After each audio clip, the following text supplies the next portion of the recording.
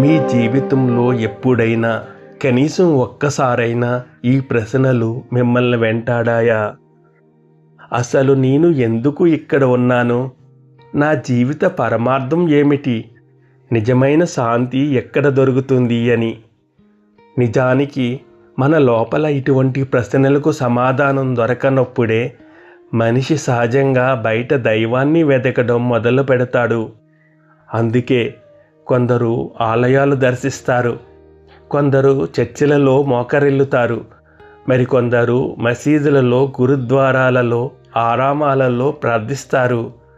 కానీ మీకు ఒక ఆశ్చర్యకరమైన విషయం ఏమిటంటే, ప్రపంచవ్యాప్తంగా 4.2 బిలియన్ల మంది అనుసరిస్తున్న ఈ 6 మహామతాలు, వాటి గ్రంథాలు, వారి భాషలు, ఆచారాలు, ఇవి అన్నీ చూపిస్తున్న ఒకే ఒక సత్యం.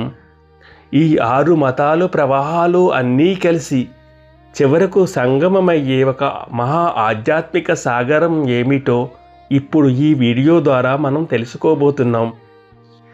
ఇప్పుడు మనం తెలుసుకోబడే ఈ ఆధ్యాత్మిక సత్యం మన ఆలోచనలనే కాదు, మన జీవిత పరమార్థాన్నే మార్చేయబోతుంది. ముందుగా తెలుసుకుందాం, హిందూ ధర్మం చెప్పే తత్వమసి అంటే ఏమిటో. నీవు వెతుకుతున్న దేవుడు బయట ఎక్కడో లేడు, ఆయన నీవే అని. నీవు చూస్తున్న ప్రపంచం కాదు, నీ లోపల వెలిగే చైతన్యమే సత్యం అని. రెండవది జైన మతం.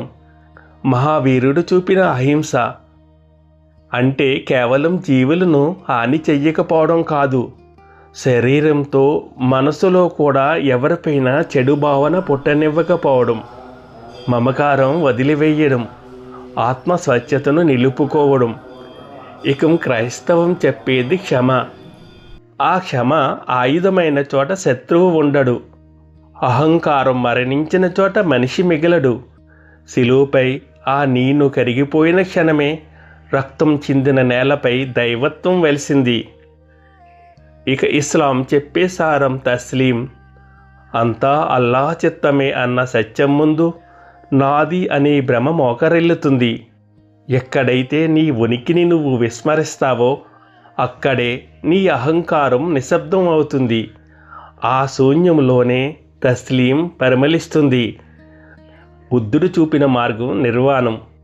నదిని దాటడానికి పడవ కావాలి, కానీ తీరం దాటాక ఆ పడవను వదిలివేయాలి. మనస్సు అనే పడవతోనే శూన్యం వైపు ప్రయాణించడం, తీరం చేరాక మనస్సును విస్మరించడమే బౌద్ధం చెప్పిన నిర్వాణం. సిక్కు మతం సూచించేది నిష్కామ సేవ.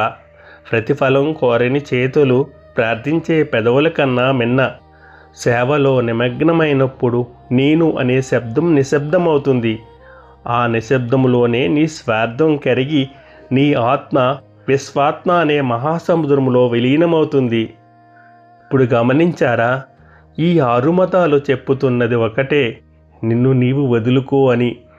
కానీ ఇప్పుడు మనం తెలుసుకోబోయే అసలు రహస్యం ఏమిటంటే, ఈ మతాలన్నీ చెప్పిన ఈ కఠినమైన సత్యాలను ఏ మత గ్రంథం చదవకుండా, ఏ గురువును ఆశ్రయించకుండా, ఏ చదువు లేని ఒక 16 ఏళ్ల బాలుడు కేవలం తన మరణానుభవంతోనే ఈ 6 మతాల సారాన్ని అత్యంత సులభంగా మనకు చూపించారు. ఆ మహనీయులే భగవాన్ శ్రీ రమణ మహర్షి. ఈ 6 మార్గాలు మనకు వేరువేరుగా కనిపించినా ప్రయాణిస్తున్న లక్ష్యం మాత్రం ఒక్కటే. ఈ 6 పర్వతాలు కలిసే ఆ శిఖరం అరుణాచలం. అది మనకి ఇచ్చే అంతిమ ప్రశ్న. అది భగవాన్ అడిగిన నేను ఎవరు అనే ప్రశ్న. ఆ ఒక్క ప్రశ్నలోనే బుద్ధుడి నిర్వాణం, యేసుక్రీస్తు ప్రేమ, మహమ్మద్ శరణాగతి, మహావీరుని అహింస, గురునానక్ సేవ, వేదాంత జ్ఞానం అన్నీ కలిసిపోయాయి.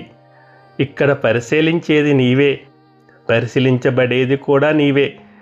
ఆ నేను ఎవరు? ఈ ప్రశ్నకు సమాధానం వెతకాల్సిన అవసరం లేదు. ఎందుకంటే ప్రశ్న అడిగిన క్షణంలోనే అహం కదలిక ఆగిపోతుంది. అప్పుడు మిగిలేది శుద్ధ చైతన్యం మాత్రమే. ఇదే భగవాన్ శ్రీ రమణ మహర్షి చూపించిన మార్గం. అది అన్ని మతాలు నడిచొచ్చి మౌనంగా కలిసే ఒకే ఒక గమ్యం.